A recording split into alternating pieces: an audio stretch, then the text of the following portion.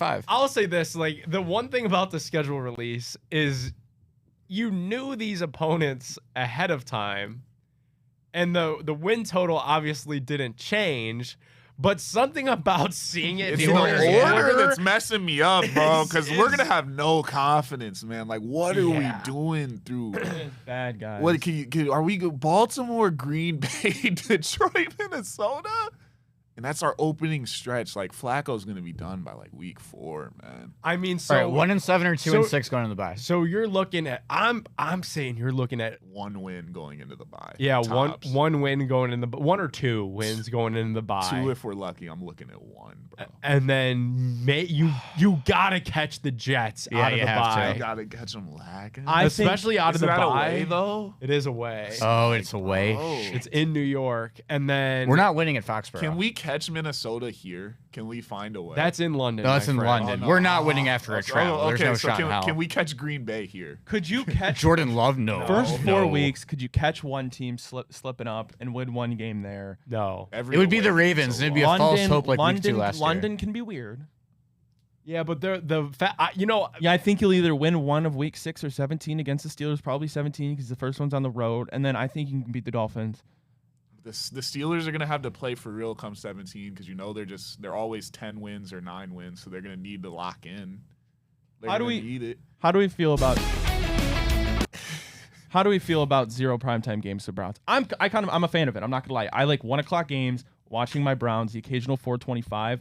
I don't need the spotlight on the Browns. I don't need it. well, tells you what the National Football League. Hey, you went thinks 3 and about the 14 Cleveland last year. Browns. You went 3 and 14 last year. You traded out of a generational talent in Travis Hunter for a big defensive run-stopping defensive tackle.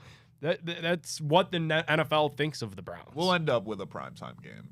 They'll flex us in.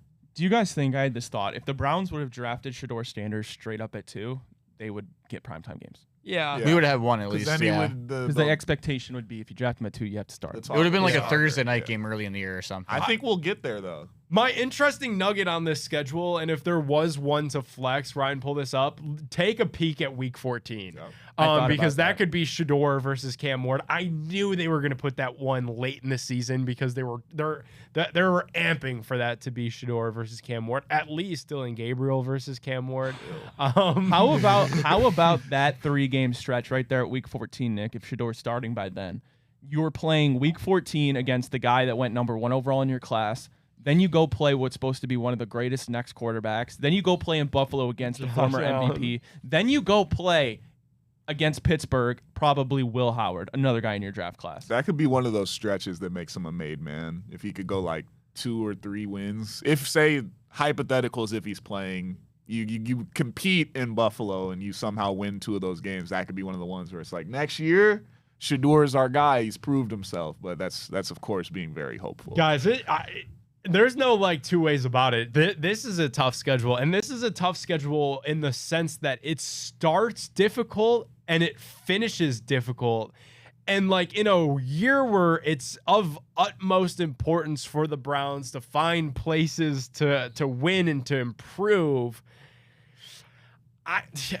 there's just a lot of pressure on and like again, I wasn't like doom and gloom until I saw this order, but the fact that you got 2 divisional opponents out the gate and then you're wrapping the season with the 2 divisional opponents, I know like this graphic really does lay it out so well because like it's scary hours if you're Kevin Stefanski and Andrew Berry and you have like a 0-6 start and you're looking at the Dolphins being like, please, Tyreek Hill, don't be, please Denzel, at least be healthy for this game.